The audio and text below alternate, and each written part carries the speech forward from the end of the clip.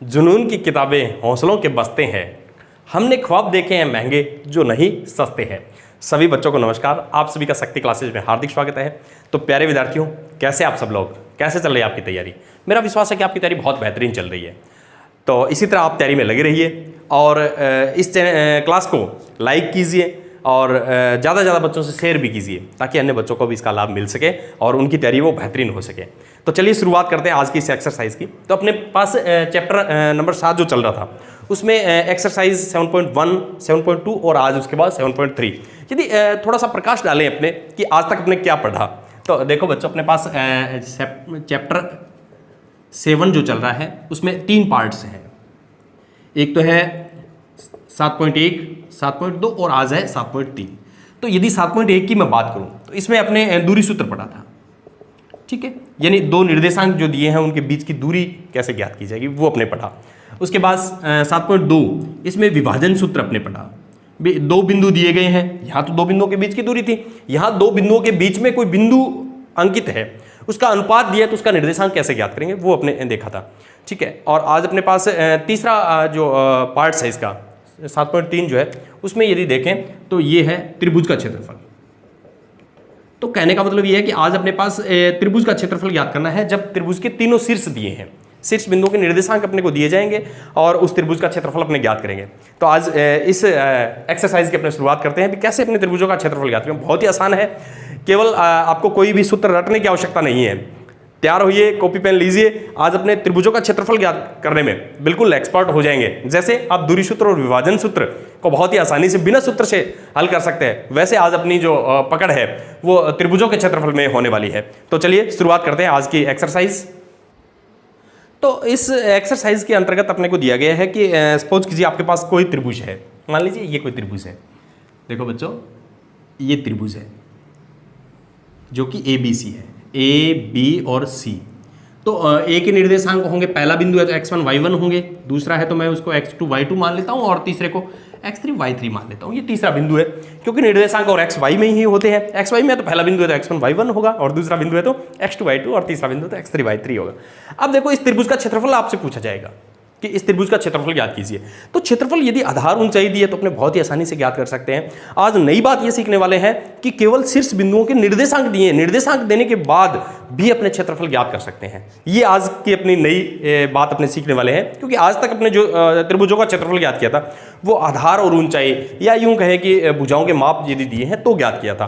आज अपने निर्देशांकों की सहायता से त्रिभुज का क्षेत्रफल है वो कैसे ज्ञात करेंगे ये चीज अपने सीखने वाले हैं। तो देखो बच्चों, इस तरह से 3 बिंदु है आपके पास, सपोज कीजिएगा ये पहला बिंदु है x1 y1, दूसरा B बिंदु है बच्चों x2 y2 और C बिंदु है x3 y3, ठीक है। ये 3 बिंदु आपको दिए गए हैं। तो इस त्रिभुज का क्षेत्रफल यानी त्रिभुज ये जो ABC बन गया है, त्रिभुज ABC का क्षेत्रफल यदि मैं ज्ञात करूं तो कैसे ज्ञात किया जाएगा ये अपने को समझना है। तो इसका सूत्र होता है 1/2 x1 y2 minus y3 x2 y3 minus y1 और x3 y1 माइनस y2, इस तरह से ये इसका फॉर्मूला रहेगा बच्चों। इस तरह से अपने को, अब आप सोच रहे हैं कि इतना बड़ा फॉर्मूला याद कैसे रखेंगे, तो बिल्कुल इसको रटने की आवश्यकता नहीं है, इसको भी अपने समझेंगे कैसे तैयार करते हैं। तो चलिए बच्चों इसको अपने समझते हैं। तो इसको यूँ लिखते हैं 1/2, सबसे पहले x1 फिर x2 फिर x3, ठीक है। बिल्कुल नॉर्मल सी बात है, इतना तो कर ही सकते हैं ना, ये करता है। यदि ये आपने कर दिया तो आपका फॉर्मूला भी तैयार हो चुका है। कैसे देखो, अब अपने को ये पता है यहाँ पर y का अंतर आएगा कैसे, x1 1 के बाद 2 माइनस 3, 2 के बाद 3 माइनस 1, 3 के बाद 1 माइनस 2, क्योंकि अपने इसकी यदि साइकिल जो देखें, इसका क्रम जो देखें तो वो इस तरह से होता है बच्चों, 1 2 3 का ये क्रम इसका रहेगा। तो देखो आप इसमें 1 2 3 2 3 1 3 1 2, देखो 3 1 2 ये वाला 2 3 1 2 3 1, तो ये एक चक्कर जो रहेगा इसका, इसके तहत अपने इसको याद करेंगे तो बहुत ही आसानी से याद कर सकेंगे। तो सबसे पहले x1 2 3 ये भी एक चक्कर है, 1 के बाद 2 और 3, तो x1 x2 x3, ठीक है, ये याद रह जाएगा। उसके बाद देखो 1 आ गया तो 2 minus 3 y2 minus y3, x2 है तो y3 माइनस y1, 3 के बाद 1, 3 आ गया तो 3 के बाद 1 1 के बाद 2, तो y1 माइनस y2। अब देखिए यदि इसका मान आपने ज्ञात कर लिया, अब भी आगे भी थोड़ा अपने को ध्यान रखना है।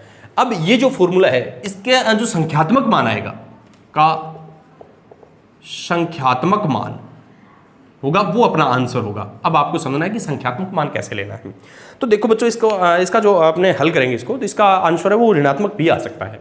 अपने को पता है कि त्रिभुज का क्षेत्रफल है वो ऋणात्मक नहीं होता, तो इसके लिए अपने को कहा गया है कि संख्यात्मक मान की केवल अपने को उसकी संख्या है वो उठानी है, चिन्ह को नहीं लेना है साथ में। चिन्ह चाहे कुछ भी आए, माइनस आए प्लस आए, जैसे सपोज कीजिए आपके पास आ गया, इसको सॉल्व किया, माइनस के 10 आ गया, तो आप इसका 10 वर्ग इकाई क्षेत्रफल लिखेंगे।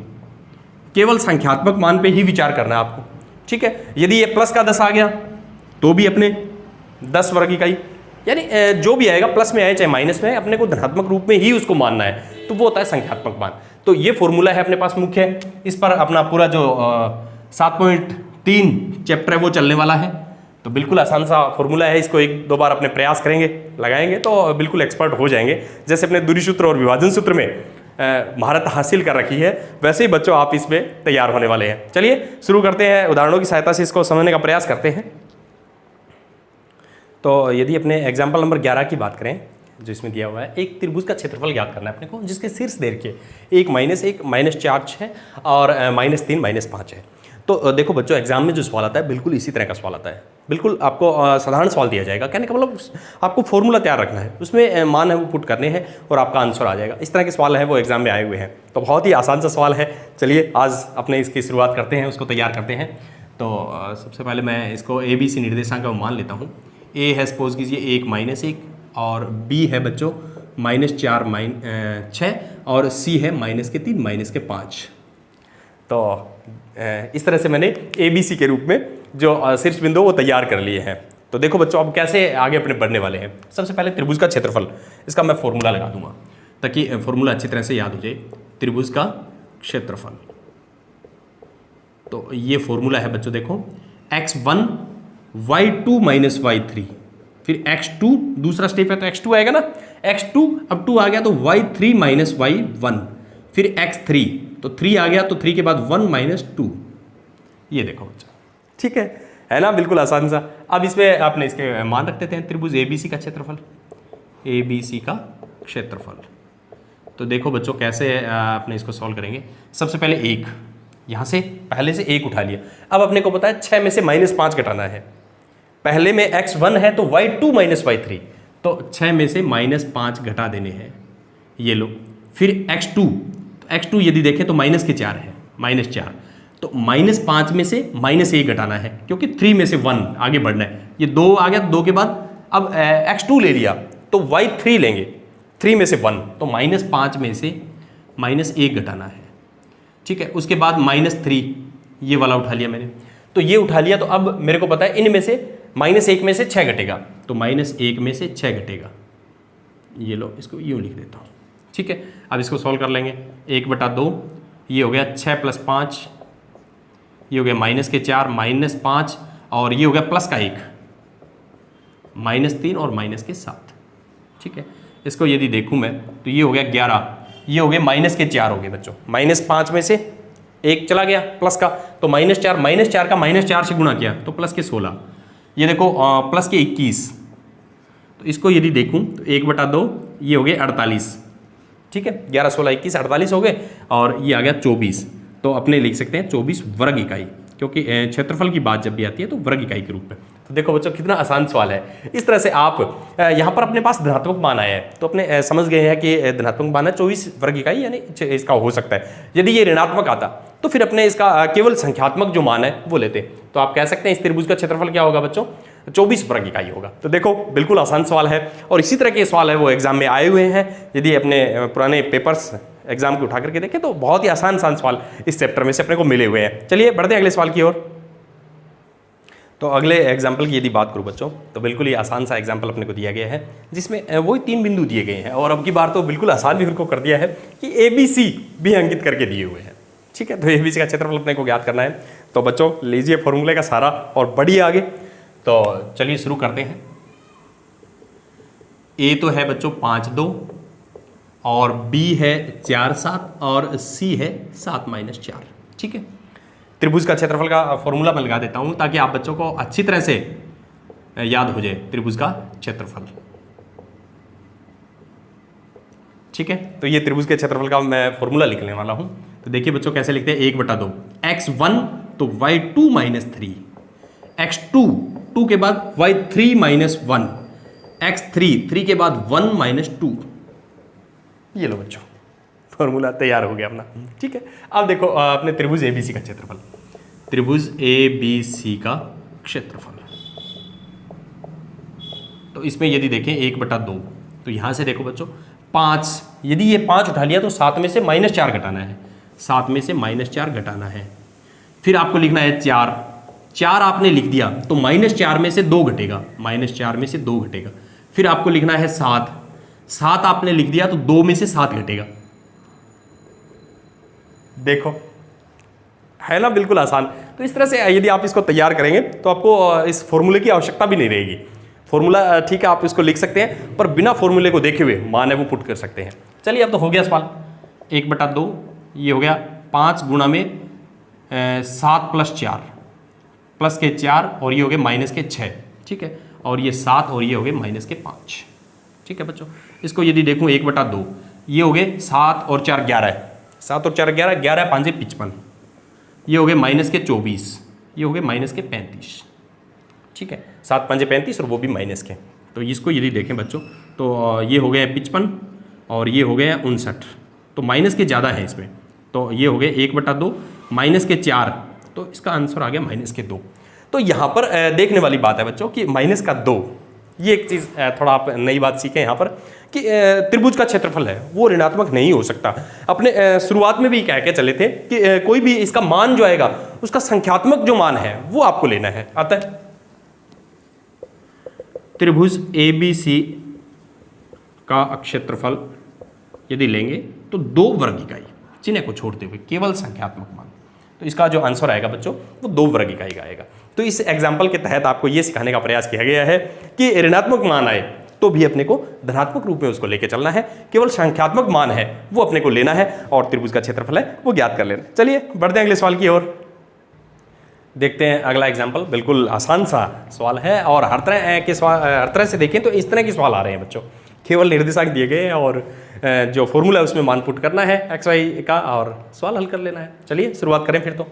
तो देखो बच्चों अब की बार PQR के रूप में दिया हुआ है और कोई बदलाव नहीं है। P है -1.5 और 3, Q है 6 - 2 और R है बच्चों -3 4। ठीक है, त्रिभुज का क्षेत्रफल का फॉर्मूला मैं लिख रहा हूं ताकि आप बच्चों को अच्छी तरह से तैयार हो जाए, क्योंकि हमारे गणित के योद्धा है वो बहुत अच्छी तैयारी उनकी हो सके, तो इस लक्ष्य को लेते हुए अपने आगे बढ़ रहे हैं।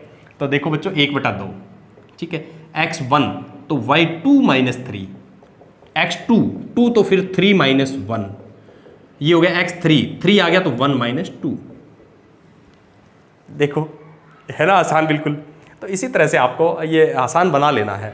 गणित को आप यदि ढंग से देखें, ढंग से समझें तो ये बिल्कुल आसान सब्जेक्ट है। चलिए बढ़ते हैं आगे की ओर। त्रिभुज PQR का क्षेत्रफल,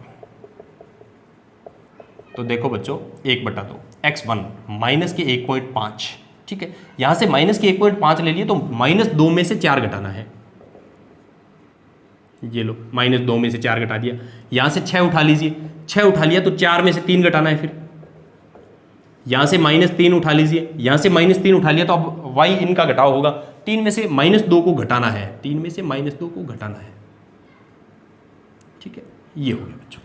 तो इसको मैं यूँ लिख सकता हूँ 1/2 -1.5 गुणा में -6, -2 और -4 -6 हो गए ना, ये हो गया 6 गुणा 1 और -3, ये हो गया 3 + 2। ठीक है, तो ये हो गया 1/2, माइनस का गुणा माइनस से करेंगे तो प्लस हो गया, -1.5 को 6 से करें 15 × 90, एक अंक छोड़ के लगाएंगे तो 9 बन गया, ये 9.0 यानी 9। ये हो गया 6 × 6। ठीक है, ये देखो 5 हो गए, 3 और 2 5, 5 का गुणा -3 से करेंगे तो -15 आ गए। तो ये हो गया 1/2, 15 - 15 यानी 1/2 गुणा 0, तो इसका 0 आ गया। अब देखो किसी त्रिभुज का क्षेत्रफल 0 कैसे हो सकता है ना, सोचने वाली बात। तो इस चीज़ को थोड़ा सा समझना पड़ेगा बच्चों, कैसे हो सकता है। सपोज कीजिए ये आपके पास एक ABC 3 बिंदुओं का त्रिभुज है। ठीक है, ये एक त्रिभुज है। अब इसका मान कब शून्य होगा? देखो यदि सी ऊपर बढ़ेगा तो इसका मान क्षेत्रफल में बढ़ेगा। सपोज कीजिए सी आ गया यहाँ पे, खिसकता हुआ सी आ गया यहाँ पे, त्रिभुज का मान कम हो जाएगा। सी और नीचे आ गया, क्षेत्रफल और कम हो गया। सी का मान और नीचे आ गया, क्षेत्रफल और कम हो गया। सी यदि यहां आ गया सपोज कीजिए, तो इस त्रिभुज का क्षेत्रफल है वो शून्य हो जाएगा। ये सी नीचे होता हुआ यदि यहां पहुंच गया, इस आधार के ऊपर ही पहुंच गया, देखो यहां हो सकता है तो वो यहां भी तो हो सकता है ना। यदि इसके ऊपर पहुंच गया तो इस त्रिभुज का मान, उस त्रिभुज का जो एरिया है वो शून्य हो जाएगा बिल्कुल। अब देखो एक बात नई यहां पर आपको दिख रही होगी, ए बी और उसी पे सी आ गए, ये तो संरेख बिंदु हो गए बच्चों। एक नई बात सीखने को मिल गई ना। तो ये संरेख है, तो कहने का मतलब मेरा ये हुआ कि यदि किसी त्रिभुज का क्षेत्रफल शून्य आ जाता है, किसी त्रिभुज का क्षेत्रफल शून्य आ जाता है, तो उसके शीर्ष है वो संरेख है, आपस में एक रेखा पे स्थित है। तो ये भी एक संरेख की शर्त आपके पास तैयार हो गई है कि किसी त्रिभुज, कोई 3 बिंदु दिए हैं, उनसे निर्मित त्रिभुज है, उसका क्षेत्रफल अपने ज्ञात कर लें और उसका जो एरिया जो है, क्षेत्रफल का जो मान जो है वो यदि शून्य आ जाए तो बिंदु वो संरेख होते हैं। अतः बिंदु P, Q और R संरेख हैं। तो आपसे यदि ये पूछा जाए कि 3 बिंदु सपोज कीजिए ये दे दिए गए और आपको सिद्ध करना है कि ये संरेख है, तो एक शर्त तो अपने पहले पड़ी हुई है कि 2 छोटी भुजाओं, इनकी दूरी सूत्र से भी इनको संरेख सिद्ध कर सकते हैं। दूरी सूत्र से अपने पास तीनों की अलग अलग दूरियां ज्ञात कर लीजिए इनकी, और उसमें 2 छोटी जो भुजाएं हैं उनका योग बड़ी भुजा की यदि बराबर आ जाता है तो संरेख होता है। ठीक है, एक कंडीशन वो है। दूसरी ये है, जिस त्रिभुज का क्षेत्रफल शून्य होता है तो संरेख है। तो 3 बिंदु दिए हैं तो आप उस त्रिभुज का क्षेत्रफल ज्ञात कर दीजिए, इसको क्षेत्रफल मानते हुए। क्षेत्रफल शून्य आएगा तो आप लिख सकते हैं कि संरेख है। तो 2 टाइप से अपने संरेख सिद्ध कर सकते हैं। तो पहला आपने 7.1 में पढ़ा और आज आप 7.3 में फिर पढ़ रहे हैं कि संरेख कैसे हो सकता है। तो संरेख की दूसरी कंडीशन बन गई है। तो ठीक है, अपने को याद रखना है संरेख एक तो अपने दूरी सूत्र से बता सकते हैं और एक अपने त्रिभुजों के क्षेत्रफल से भी संरेख बता सकते हैं, जो इस पार्ट में अपने किए। चलिए बढ़ते हैं अगले सवाल की ओर। तो अगला एग्जाम्पल यदि देखें, बिल्कुल आसान सा एग्जाम्पल है और अच्छा है, परीक्षा की दृष्टि से महत्वपूर्ण भी है। के का मान ज्ञात कीजिए। के का अपने को मान ज्ञात करना है। ठीक है, यदि बिंदु ए बी सी संरेखी है तो यहाँ पर शर्त है अपने पास संरेखी की, इसकी सहायता से अपने के का मान है वो ज्ञात कर सकते हैं। ठीक है, कहने का मतलब ये है कि एक निर्देशांक नहीं है अपने पास, उसको ढूंढना है। शर्त ये है कि ये संरेखीय है। तो देखो बच्चों, यदि आपको 3 बिंदु मिल गए हैं, ठीक है, और वो संरेखीय हैं, तो उनसे बनने वाले त्रिभुज का जो क्षेत्रफल होगा वो शून्य होगा। ये पता होना चाहिए। क्यों? क्योंकि अपने पढ़ा था कि यदि 3 शीर्षों से बनने वाले त्रिभुज का क्षेत्रफल शून्य होता है तो वो शीर्ष है वो संरेखीय होते हैं। तो उसका विलोम अपने देखना है। तो चलिए मैं लिख देता हूं, यदि बिंदु संरेखीय है तो त्रिभुज का क्षेत्रफल शून्य होगा। त्रिभुज का क्षेत्रफल शून्य होगा। ये पता लग गया होगा क्योंकि अभी अपने पढ़ा था कि त्रिभुज का क्षेत्रफल शून्य है तो बिंदु संरेखीय है, बिंदु संरेखीय है तो त्रिभुज का क्षेत्रफल शून्य होगा। तो चलिए अब अपने को पता लग गया कि कैसे अपने को आगे बढ़ना है। अपने को क्षेत्रफल का फॉर्मूला लगाना है। तो त्रिभुज का क्षेत्रफल सेम वैसा ही सवाल है जो अब तक अपने करते आए हैं, त्रिभुज का क्षेत्रफल। तो बच्चों बार बार मैं ये फॉर्मूला को लगा रहा हूं ताकि आप बच्चों को अच्छी तरह से तैयार हो जाए। देखिए कितनी स्पीड से आप लिख सकते हैं, x1 y2 minus y3 x2 y3 minus y1 x3 y1 minus y2। ये देखो, अब देखो अपने त्रिभुज का क्षेत्रफल तो शून्य आ जाएगा अपने पास। ये लो बच्चों, त्रिभुज ABC का जो क्षेत्रफल है वो शून्य हो गया, मान रख देते हैं इसमें। तो यहाँ से मैंने उठा लिया 2 उठा लूँगा तो के में से माइनस के 3 घटाने हैं। ठीक है, फिर मैंने 4 उठा लिया तो -3 में से 3 घटाने हैं। ठीक है, और उसके बाद मैंने उठा लिया, यहाँ से 4 उठाया, अब 6 उठा देता हूँ। 6 उठाऊंगा तो 3 में से के घटा देना है। ठीक है, बराबर में शून्य है। तो अपने को पता है ये 2 यहाँ पर भाग में दूसरी तरफ जाएगा तो गुणा में हो जाएगा। ठीक है, तो चलिए बच्चों मैं इसको यूँ लिख देता हूँ, 1/2 एक बार 2 के + 3। ठीक है, और 4 गुणा में -6 और 6 गुणा में 3 - के, ये हो गया। ठीक है, तो ये स्टेप तो पूरा कैंसिल हो गया। अब सिर्फ मैं इसका गुणा कर रहा हूँ, 2 का गुणा के से, 3 दूनी 6 -के 24, 6 × 18 और -6 के बराबर 0। चाहे इधर 0 लगाऊँ चाहे उधर लिखूँ, दाएं भाग में लिखूँ या बाएं भाग में, कहने वाला इसका मान 0 है। मुख्य बात ये है अपनी। ठीक है, अब देखो बच्चों, एक चर वाले रेखिक समीकरण के रूप में इसको देखें तो ये हो गया 2 के और -4 के, तो -6 के तो -4 के, ये हो गए -के 24 और प्लस के भी 24 हो गया, 18 और 6 24। तो कहने का मतलब -4 के बराबर 0। देखो साधारण सी बात है कि 18 और 6 24 प्लस के और 24 ही माइनस के, तो कैंसिल हो गया ये तो। और प्लस के 2 के और माइनस के 6 के, तो माइनस के बचेंगे कितने, 4 के बच गए। तो यहाँ पर के का मान यदि देखूं बच्चों तो 0 आएगा। तो यदि बिंदु संरेखीय है तो के का मान क्या होगा, 0 होगा। यहाँ पर अपने y निर्देशांक यदि 0 कर देंगे तो चाहे आप दूरी सूत्र से इसको देखें चाहे क्षेत्रफल से देखें, इसका जो कंडीशन जो बनेगी वो संरेखी की बनेगी। तो इस तरह से आप बच्चों को ये तैयार करना है सवाल। बहुत ही इंपॉर्टेंट सवाल भी है, महत्वपूर्ण सवाल है, परीक्षा की दृष्टि से देखें तो किसी तरह से इन सवालों में अपने को कोई भी ढील है वो नहीं देनी। चलिए बढ़ते हैं अगले सवाल की ओर। तो देखिए बच्चों, यदि मैं एग्जाम्पल नंबर 15 की बात करूँ, यदि ABCD एक चतुर्भुज ABCD के शीर्ष है, चतुर्भुज का नाम कैसे आ गया, क्या चतुर्भुज के बारे में आपने पढ़ा है? चलिए देखते हैं आगे। इस चतुर्भुज का क्षेत्रफल अपने को ज्ञात करना है। यहाँ पर है चतुर्भुज, ठीक है, इस चतुर्भुज का अपने को क्षेत्रफल है वो ज्ञात करना है। तो चलिए बच्चों अपने शुरू करते हैं। इस चतुर्भुज का क्षेत्रफल है वो ज्ञात करेंगे।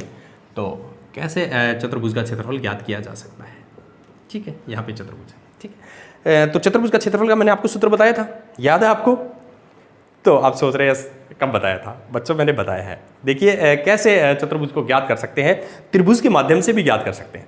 शुरुआत करते हैं। देखो सपोज कीजिए आपके पास ये कोई चतुर्भुज है, ठीक है, आप बिल्कुल यूँ सोच रहे हैं कि कब बता दिया, हम उस समय कहाँ थे, तो आप यहीं थे बच्चों। तो ABCD ये चतुर्भुज है। इस चतुर्भुज को बच्चों 2 त्रिभुजों में अपने बांट सकते हैं।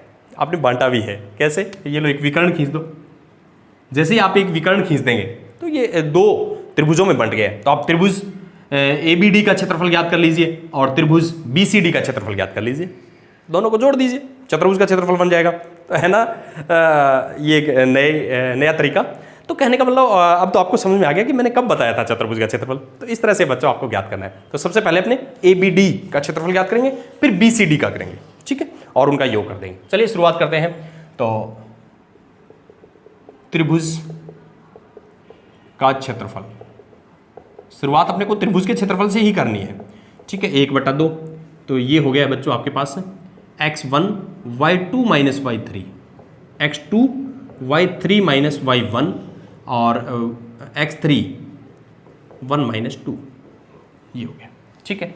तो अपने लिखते हैं त्रिभुज ABD का क्षेत्रफल, त्रिभुज ABD का क्षेत्रफल। अब देखो अपने को ध्यान देना है ABD पर, सॉरी AB 2 ये और D यहाँ पर, ABD पर ध्यान देना है, C को छोड़ देना है एक बार, क्योंकि अपने जो त्रिभुज लिया है उसमें ये नहीं आ रहा है, इसको छोड़ते हुए अपने को देखना है। तो देखिए मैं सबसे पहले 1/2 यहाँ से उठा लेता हूँ -5, ठीक है, -5, तो -5 में से 5 घटाने हैं, -5 में से 5 घटाने हैं। फिर मैं उठा लेता हूँ -4, तो फिर 5 में से 7 घटाने हैं। फिर मैं उठा लेता हूँ 4, तो अब बच्चों आपको 7 में से -5 घटाने हैं, 7 में से -5 घटाने हैं, ये लो इस तरह से। तो ये बन गया 1/2, -5 गुणा में -10 -4, ये हो गया -2, क्योंकि -7 और +5 है तो -2, ठीक है। ये हो गया 4 और ये बन गया बच्चों 7 + 5, क्योंकि ये प्लस में हो गया, ठीक है। तो ये हो गया 1/2, माइनस प्लस के 50, ये हो गया प्लस के 8 और 7 और 5 12 चुके 48, ठीक है। इस तरह से इसको लिख देंगे। तो इसको यदि मैं देखूं तो ये हो गया बच्चों मेरे पास 48 और 8 56, 56 और 50 56 और 50 106, तो ये आ गया 53। इसका जो क्षेत्रफल है वो 53 आ गया, ठीक है। तो ये तो त्रिभुज ABD का ज्ञात कर लिया। अब अपने को किसका करना है, ABD का ज्ञात कर लिया, अब करना है BCD का। तो चलिए शुरुआत करते हैं। त्रिभुज BCD का क्षेत्रफल, तो देखो बच्चों BCD, तो अब की बार अपने इसको भी लेना है। तो कहने का मतलब अब की बार A को छोड़ देना है, BCD, तो इन तीनों को लेना है, ठीक है। ये देखो BCD। अब देखो बच्चों इसमें सबसे पहले B आ रहा है तो -4, यहाँ से -4, तो -6 में से 5 घटा दो, फिर -1, तो 5 में से -5 घटा दो, 5 में से -5 घटाने हैं, ठीक है। फिर लेना है 4 ले लिया तो -5 में से -6 घटेगा, -5 में से -6 घटेगा। देखो मान पुट कर दिया ना बिल्कुल बिना सूत्र को देखे हुए। तो इस तरह से अपने को आगे बढ़ते रहना है। तो ये हुआ 1/2, -4 का गुणा -11 से, -1, ये हो गया 5 + 5, ये हो गया 4, -5 प्लस का 6, ठीक है, इसको यदि देखें माइनस के 4 का गुणा माइनस के 11 से प्लस के 44 हो गए हैं। 5 और 5 10, 10 का गुणा माइनस 1 से माइनस के 10 हो गए हैं। ये 6 में से 5 गया 1, 1 का गुणा 4 से 4 हो गया। ठीक है, ये हो गया 1/2 और 44 और 4 48, 48 माइनस 10, तो कहने का मतलब ये हो गया 1/2 गुणा में 38 यानी 19 आ गया इसका 19 वर्ग इकाई। ठीक है, अब यदि अपने इस त्रिभुज का क्षेत्रफल देखें तो बच्चों ये तो हो गया है 53 और ये हो गया 19, तो चतुर्भुज ABCD का क्षेत्रफल कितना हो जाएगा 53 + 19 यानी 72 हो जाएगा। तो ठीक है, तो अपने लिख सकते हैं चतुर्भुज ABCD का क्षेत्रफल, तो इन दोनों का योग कर देंगे। ठीक है, तो मैं चलिए इसके नीचे लिख देता हूँ यहीं चतुर्भुज ABCD का क्षेत्रफल बराबर इनका योग 53 + 19 यानी 72 वर्ग इकाई या वर्ग मात्रक जो भी होगा। तो इस तरह से अपने इस चतुर्भुज का क्षेत्रफल भी ज्ञात कर सकते हैं। तो देखो बच्चों, त्रिभुज का क्षेत्रफल हो चाहे चतुर्भुज का हो, इसी फॉर्मूले से ज्ञात किया जा सकता है। चतुर्भुज है तो 2 भागों में उसको बांट दीजिए। तो प्यारे बच्चों, आज आपने क्या सीखा ये ध्यान देना है। आपने त्रिभुज का क्षेत्रफल ज्ञात करना सीखा और दूसरे एग्जाम्पल, उसके बाद वाले एग्जाम्पल में यदि ऋणात्मक आए तो केवल संख्यात्मक मान लेने पर ध्यान देना है, ये सीखा। उसके बाद कोई यदि 3 बिंदु संरेख है तो उस त्रिभुज का क्षेत्रफल 0 होगा, ये आज हमने सीखा। और उसके बाद आपने ये देखा कि किसी चतुर्भुज का क्षेत्रफल त्रिभुजों के क्षेत्रफल के माध्यम से कैसे ज्ञात कर सकते हैं। इन सब बातों को अपने ध्यान से सीखा है। तो मेरा विश्वास है ये पार्ट आपको बहुत अच्छी तरह से समझ में आया है। और यदि आप इसमें कोई लगे कि कुछ समझने वाला है तो इस वीडियो को दोबारा बैक करके भी अपने देख सकते हैं। तो मेरा विश्वास है कि आप अच्छी तरह से अपना होमवर्क है वो करेंगे, नोटबुक तैयार करेंगे और 7.3 के सवाल है वो भी प्रयास करेंगे उनको करने का। और मिलते हैं अगले वीडियो में, तब तक के लिए धन्यवाद।